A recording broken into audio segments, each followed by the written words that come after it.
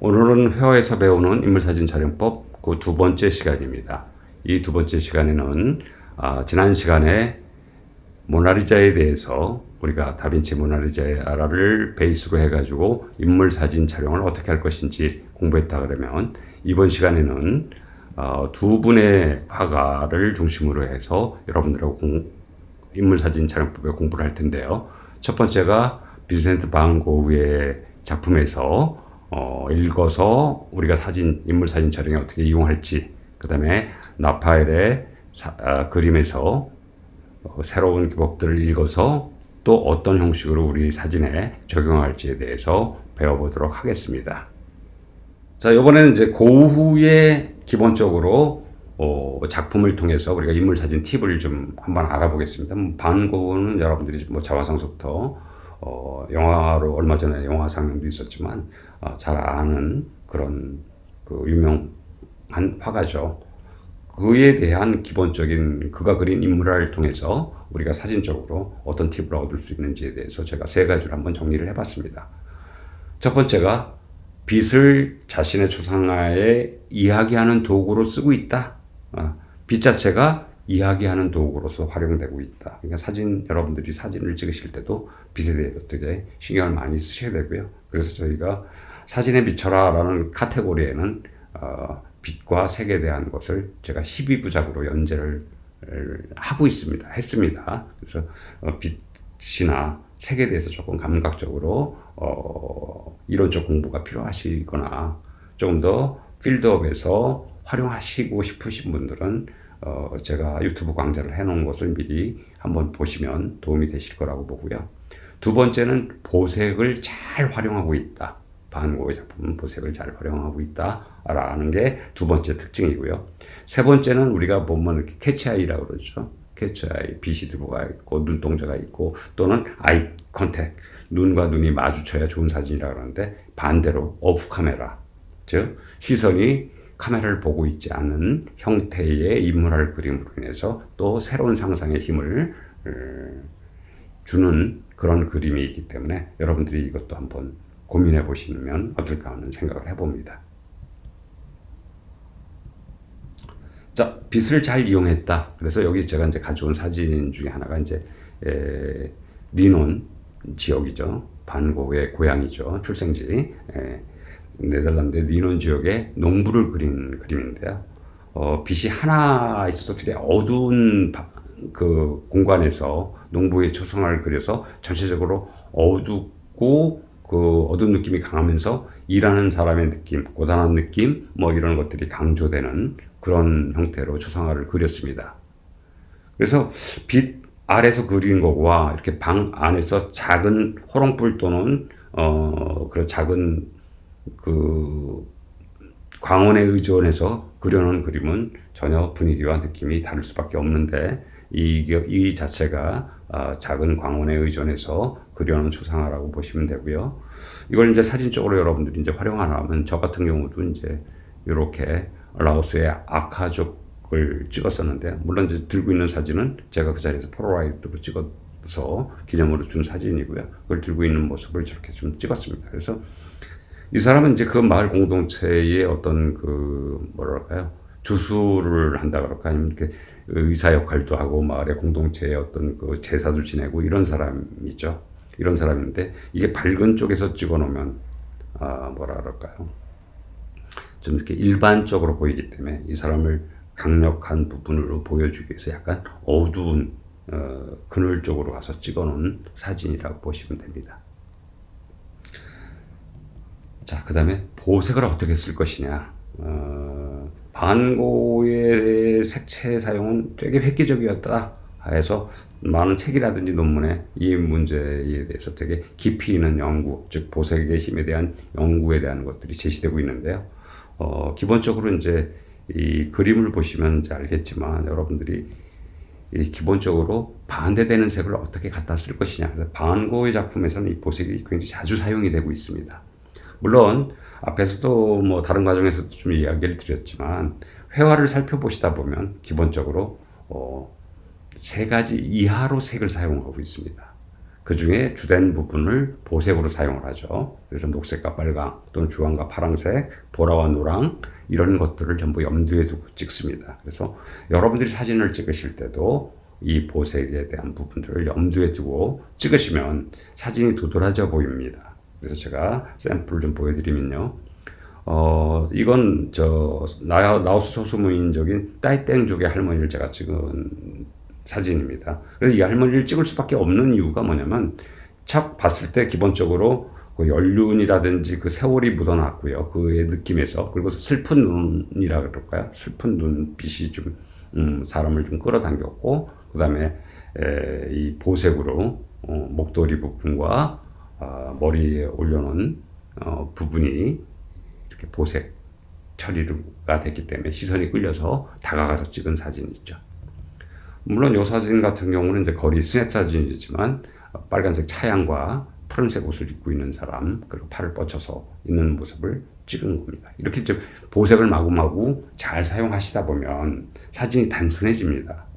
사진이 담백해지면서 그 오롯이 피사체한테 그 인물에 대해서 시선이 가면서 그 시선에 대한 이야기를 들을 수가 있게 된다는 얘기죠. 자, 기본적으로 보시면 반 고흐가 그려놓은 보색 처리 보시면 보이죠? 녹색과 오렌지색이라든지. 그래서 이렇게 색을 많이 안 쓰고 있어요. 노랑과 그 파랑이라든지 진파랑. 그래서 이제 마침 라오스에서 찍으면 저렇게 푸른색 벽에 가사를 입고 있는 주홍색 가사를 입고 있는 스님을 동자성이죠. 스님을 찍어 똑같습니다. 이렇게 이제 보색이 기본적으로 만들어진다라고 보시면 돼요. 그래서 보색에 대한 개념을 가지시고 사진을 찍으시면 그 인물 사진이 보다 더 도드라진다라고 보시면 됩니다. 그래서 반 고흐한테 배울 수 있는 이 보색의 기법. 물론 이제 반 고흐만 보색의 기법을 쓴 게 아니고 여러 화가들이 다 쓰고 있지만 특히 인물 사진에 인물화에 있어서 즉 초상화에 있어서 많이 활용을 하고 있기 때문에 이걸 인물 사진에 갖다 사용하시면 어떨까 해서 제가 소개를 드리는 거고요. 세 번째는 이제 오프 카메라 힘이라고 얘기를 했어요. 그동안은 아이 컨택이 돼야 된다. 카메라와 모델이 눈이 같이 마주치고 바라보고 있어야 된다라고 하는데 이건 반대로 바라보지 않는 자연스러운 부분들을 찍을 수도 있다라고 가르쳐 주고 있습니다. 그래서 반 고흐가 인생의 죽기 전에 마지막 몇 개월 동안 심혈을 기울여서 그렸던 그림입니다. 이렇게 보시면 밀밭에 서 있는 처녀. 그런데 이 그림에서는 뭐랄까 이 여인의 슬픔 또는 이렇게 고난, 힘듦 이런 것들이 이제 카메라를 응시하고 있지 않기 때문에 그런 것들이 더 보여진다라고 볼 수가 있고요. 이걸 이제 필드에서 이용하실 때는 저 나름대로 이렇게 이제 쿠바에서 신문 파시는 분인데 저랑 눈이 안 마주치고 그냥 고개를 숙이고 있는 모습으로 있을 때 그 순간에 찍었고요. 그래서 이제 기본적으로 여러분들이 사진이 꼭 인물 사진이 꼭 눈과 카메라가 마주쳐야 된다라는 생각을 갖지 마시고요. 카메라가 있는지 없는지 또는 카메라의 부분에서 벗어나서 자유롭게 움직일 때 찍는 것도 한 가지 방법이라고 고흐의 밀밭에 있는 처녀의 그림에서 이미지의 영감을 얻는다 그러면 여러분들도 자연스럽게 오프 카메라의 힘을 발휘할 수 있을 거라고 봅니다. 기본적으로 이제 고흐의 작품에서 보면 빛을 굉장히 독창적으로 사용했고요. 조명을 제어했다는 얘기죠. 그래서 빛이 부족하거나 극적인 상황에서도 인물 사진을 그 느낌을 담아서 찍어내기도 하고요. 그 다음에 보색을 잘 활용하고 있고요. 그 다음에 오프 카메라라는 특정한 부분에 카메라 워킹도 활용할 수 있다라고 여러분들이 이해하시면 되겠습니다. 자, 세 번째는 라파엘에게 배우는 4가지 구성 기법입니다. 그래서 여러분들이 이제 라파엘로가 그린 아테나 학당이라는 회화로 되게 유명해졌는데요. 이 작품의 시리즈를 보시면 이제 초상도 그리지만 전체적으로 이렇게 인물이 들어가 있는 그런 그림들을 그리고 있습니다. 그래서 이 그림들에 있어서 어떠한 구성 기법을 쓰고 있는지를 우리가 한번 체크업을 하신다 그러면 여러분들이 인물 사진을 찍을 때 이 구성 기법을 바로 활용하실 수 있을 것 같기 때문에 제가 여기에 소개를 해드리고요. 나중에 조금 렘브란트라든지 다양한 형태의 화가들이 그렸던 호포가 그렸던 거라든지 이런 회화적인 부분에서 우리가 인물 사진의 어떤 방법론, 포즈에 대한 연구 또는 표현에 대한 방법들은 조금 더 깊이 배우기로 하고요. 오늘은 이제 라파엘로에게 배우는 4가지 구성 기법을 위주로 잠깐 말씀을 드리겠습니다. 첫 번째, 장력이 존재한다는 얘기죠. 장력. 이 장력이라는 것 자체는 이 끌어당기는 힘을 얘기를 하죠. 끌어당기는 힘. 그래서 이제 긴장감을 어떻게 만들어낼 것이냐, 느낌상. 그래서 드래곤, 세인트 조지와 드래곤이라는 사진에서 이 칼을 들어가지고 용의 목을 치려는 순간에 그렸어요. 만약에 딱 치고 나서 머리가 툭 떨어지고 피가 탁 튀는 장면에서 찍었을 때의 긴장감과 치기 전의 긴장감 중 어느 쪽이 강하냐 그러면 장력이 발생해서 저걸 내리치려고 하는 저 순간이 가장 그 긴장감을 고조시키는 부분이기 때문에 여러분들도 이제 동작, 인물의 동작 중에 어느 때 셔터를 누를 것인지 이걸 한번 고민해 보시는 것도 한 가지 방법이죠. 즉 긴장감을 사진에 적용할 수 있는 기본적인 실용적인 방법인데요. 결정적인 순간이 오기 전 사진을 찍는 것.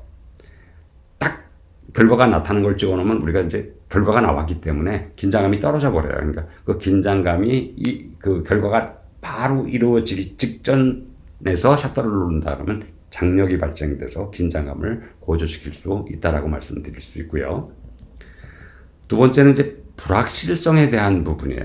근데 불확실성을 잘 그렸다라고 얘기를 하는데 라파엘로가 줄리어스 2세 교황을 그렸는데 그의 손을 보면요 이렇게 왼손은 의자를 잡고 있죠. 잡고 있어요. 잡고 있다라는 얘기는 뭔가 이렇게 그다음에 표정은 되게 우울하고요. 그다음에 오른손으로는 방향이 어디 갈지를 모르고 있고요. 이제 이런 것 자체가 이제 불확실성에 대한 부분이죠. 그래서 실질적으로 인물을 찍을 때 그 인물이 하고 있는 그 불확실성, 특히 이렇게 고개를 숙이고 내려다보는 그런 부분들을 찍어놓으면 조금 더 뭐라 그럴까요? 인물 자체에서 오고 있는 컨테스트 자체가 의미론적으로 강화된다라고 이렇게 말씀을 드릴 수 있습니다. 그다음 이제 라파엘로가 자주 썼던 것 중에 하나가 프레임 중앙에 인물의 눈을 두는 방법이에요. 눈을 두는 방법. 그래서 그의 그림들, 라파엘로의 정부였던 포르나리나의 그 여성 사진, 여성 그림이죠. 이쪽에 그림을 보시다 보면 눈이 정중앙에 있습니다. 알바비토의 초상이라 그러는데 그 초상 자체도 정황에 있어요. 그래서 이제 현대 사진 작가들이 이 라파엘로의 기본적인 초상의 눈의 위치를 사진으로 이용하는데 그걸 가장 잘 이용했던 게 이제 맥컬리 같은 경우가 있고요. 그 맥컬리 사진에 보면 저 아프간 소녀죠. 그 아프간 소녀 자체의 눈이 중앙을 지나가고 있습니다. 그래서 저도 이제 따라서 옆에서 찍어봤는데 중앙을 저렇게 지나가게 한쪽 눈이 중앙을 지나가게 응용해 보는 것도 기본적으로 구성에 있어서 안정감 또는 강력함을 불러일으키는 한 가지 무기라고 보시면 되고요. 기본적으로 또 하나의 구성을 보면 삼각 구성을 잘 활용하고 있어요. 그러니까 대상을 3가지 그리고 그 3가지가 다 연결되고 각자가 다른 걸 바라보는 형태로 긴장감을 불러일으키는 형태로 하고 있어요. 그림을 그려놨어요. 보시면 알겠지만 각자 바라보는 방향들이 다 다릅니다. 여기서 우리가 말하는 이제 일종의 긴장감이 발생되죠. 한쪽을 다 같이 보고 있으면 통일성이 발생이 되는데 이렇게 흐트러지면서 그래서 이걸 여러분들이 이제 어떻게 찍을 것이냐 보시면 라파엘로의 그림 중에 골드 피치 마돈나라는 그림을 보시면 아이 둘과 엄마가 시선이 전부 이렇게 회전되고 있죠. 엄마는 왼쪽에 있는 아이를 보고 있고 왼쪽의 아이는 오른쪽을 보고 있고 오른쪽 아이는 다시 왼쪽을 보고 있고 뭐 이런 식의 것들의 방향성에 의해서 새로운 형태의 긴장감을 만들 수 있다. 그래서 그 다음에 이제 기본적으로 이걸 연결하면 삼각형 구성을 이루고 있다라고 보시면 되겠습니다. 그래서 라파엘로한테 배울 수 있는 그 4가지 요소 중에 이 구성 기법에 대해서 여러분들이 한번 고민을 해보셨으면 좋겠고요. 마찬가지로 이제 그래서 그런 형태로 구성을 잡아본 사진들이라고 보시면 되겠습니다. 자, 오늘은 회화에서 배우는 인물 사진 기법에 대해서 말씀을 드렸는데요. 여러분 다 아시는 다빈치의 모나리자에서의 특징을 여러분들이 한번 생각해 보시고요. 두 번째, 고흐의 작품에서의 구성 기법에 대해서 한번 생각해 보시고, 나팔로의 구성 기법을 여러분들이 한번 참고로 사진을 찍을 때 활용해 보셨으면 좋겠습니다. 오늘은 여기까지 강의 드리겠습니다. 감사합니다.